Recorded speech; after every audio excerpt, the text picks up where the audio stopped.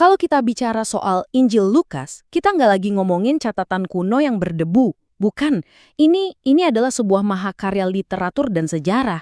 Sebuah narasi yang disusun dengan sangat teliti, yang bisa dibilang membentuk pemahaman kita tentang salah satu tokoh paling berpengaruh dalam sejarah. Tapi coba bayangin deh, kalau Anda mau nulis kisah tentang seorang juru selamat, kisah yang sebesar ini, mulainya dari mana ya? Gimana caranya meyakinkan orang bahwa ini bukan cuma cerita biasa? Nah, penulis Injil yang satu ini punya jawaban yang radikal banget untuk masanya. Dia nggak mau nulisnya sebagai mitos, sama sekali bukan. Dia memilih untuk menuliskannya sebagai sejarah yang pasti, kayak seorang investigator. Oke, yuk kita bedah gimana caranya dia melakukan itu. Jadi, poin pertama, penulisnya ini seorang sejarawan bukan pencipta mitos. Kita akan lihat siapa dia sebenarnya dan apa tujuannya. Ini penting banget. Karena ini kunci buat ngebuka keseluruhan karyanya. Oke, jadi siapa sih penulisnya? Tradisi gereja dari dulu tuh konsisten banget nunjuk ke satu orang, Lukas. Dia ini bukan orang biasa loh, dia seorang tabib yang terpelajar, seorang non-Yahudi, dan teman seperjalanannya Rasul Paulus. Bayangin, latar belakangnya sebagai dokter sekaligus sejarawan Helenistik, itu ngasih dia perspektif yang unik banget. Jadi dia bukan sekedar ngumpulin cerita, enggak. Dia benar-benar melakukan investigasi, wawancara saksi mata, terus nyusun semuanya jadi satu narasi yang runut. Dan yang bikin makin keren, Lukas itu jujur soal tujuannya. Dia nulis ini untuk seorang pejabat, namanya Theophilus, supaya Theophilus ini dapat yang namanya asphaleia. Ini kata dari bahasa Yunani yang artinya kepastian. Jadi bukan cuma percaya aja, tapi kepastian yang kokoh. Nah, biar Theophilus yakin, Lukas menempatkan ceritanya dalam sejarah yang bisa dicek. Dia sebutin nama-nama kayak Kaisar Agustus, Quirinius. Ini bukan dunia dongeng, ini benar-benar terjadi di dunia kita, di waktu kita. Oke, setelah kita tahu dia nulis sebagai sejarawan, sekarang kita geser ke pesan utamanya. Gimana Lukas ngebangun ide kalau kisah ini tuh untuk semua orang, juru selamat bagi seluruh dunia? Lukas ini pinter. Dia pakai gelar yang orang-orang Romawi waktu itu ngerti banget. Soter, yang artinya juru selamat. Biasanya kan gelar itu buat kaisar atau dewa-dewa yang bawa damai secara politik gitu. Tapi, Lukas memutar balikan maknanya secara radikal. Juru selamat versi Lukas ini beda. Dia membawa pembebasan yang menyeluruh, dari dosa ya, tapi juga dari penyakit, dari ketidakadilan sosial, semuanya. Nah, ini nih cara jenius Lukas buat nunjukin visinya yang universal. Coba lihat perbedaannya. Matius kan nulis silsilah Yesus mentok sampai Abraham, bapaknya orang Yahudi. Tapi Lukas, dia bablas terus sampai ke Adam, bapak dari seluruh umat manusia. Pesannya jelas banget, Yesus itu bukan cuma buat satu bangsa. Dia datang untuk kita semua. Dan ide global ini bukan cuma di silsilah aja. Dari awal banget, waktu bayi Yesus dibawa ke bait Allah, ada nabi namanya Simeon yang bilang kalau anak ini bakal jadi terang. Terang untuk siapa?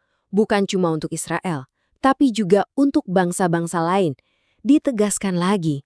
Sekarang kita masuk ke bagian yang benar-benar nunjukin hatinya Injil Lukas. Sebuah kisah yang jujur aja revolusioner. Karena kisah ini berpihak banget sama mereka yang ada di pinggiran, yang terpinggirkan. Perhatiin deh, ini poin penting banget. Perhatian sosial Lukas itu konkret, benar-benar nyata. Kalau di versinya dia, Yesus itu bilang, berbahagialah kamu yang miskin. Benar-benar miskin secara fisik, yang lapar secara harfiah. Dan sebaliknya, ada peringatan yang keras banget buat orang kaya yang cuek. Buat Lukas, iman itu ya harus kelihatan dari tindakan. Dan kita lihat contohnya di mana-mana. Ada Zakeus, pemungut cukai yang korup itu, yang begitu ketemu Yesus langsung ngasih separuh hartanya ke orang miskin. Terus, ini yang unik banget. Cuma Lukas yang cerita kalau pelayanan Yesus itu ternyata didanai oleh sekelompok perempuan. Coba, di budaya yang patriarkis banget waktu itu, ini detil yang luar biasa penting, menyoroti peran mereka yang seringkali dianggap nggak ada. Lukas bahkan punya teknik nulis yang cerdas banget. Para ahli nyebutnya pairing atau pemasangan. Dia sengaja nyandingin cerita laki-laki dan perempuan secara paralel. Ada Zakaria, ada Maria. Ada Simeon, ada Hana. Tujuannya apa? Buat nunjukin kalau peran mereka itu setara. Sama-sama penting di mata Tuhan. Oke, sekarang siap-siap kita bakal masuk ke beberapa cerita yang paling terkenal, paling disayang di seluruh dunia. Dan banyak dari cerita-cerita ini cuma ada di Injil Lukas. Faktanya gini, hampir sepertiga, 28% dari Injil Lukas itu isinya materi yang nggak ada di Injil lain. Benar-benar unik. Para ahli sering nyebutnya sumber L. Dan disinilah gudangnya perumpamaan-perumpamaan Yesus yang paling ngena. Salah satunya dimulai dari pertanyaan seorang ahli hukum ke Yesus. Pertanyaannya kelihatannya simpel tapi dalam banget. Siapakah sesamaku manusia? Siapa sih tetangga gue? Dan jawaban Yesus, wow, dia nggak jawab langsung, tapi lewat cerita. Dan ada plot twistnya yang bikin kaget pendengarnya waktu itu. Pahlawannya bukan imam, bukan orang Lewi, bukan pemuka agama. Pahlawannya justru seorang Samaria, kelompok yang paling dibenci sama orang Yahudi. Lewat cerita ini, Yesus ngedefinisiin ulang total apa artinya sesama. Bukan soal suku, bukan soal agama, tapi soal siapa yang bertindak dengan belas kasihan. Terus kita ke pasal 15. Ada 3 cerita yang luar biasa di sini. Kayak trilogi. Domba yang hilang, koin yang hilang, sama anak yang hilang. Ketiganya punya satu tema yang kuat banget. Tuhan itu nggak nungguin kita yang tersesat buat balik.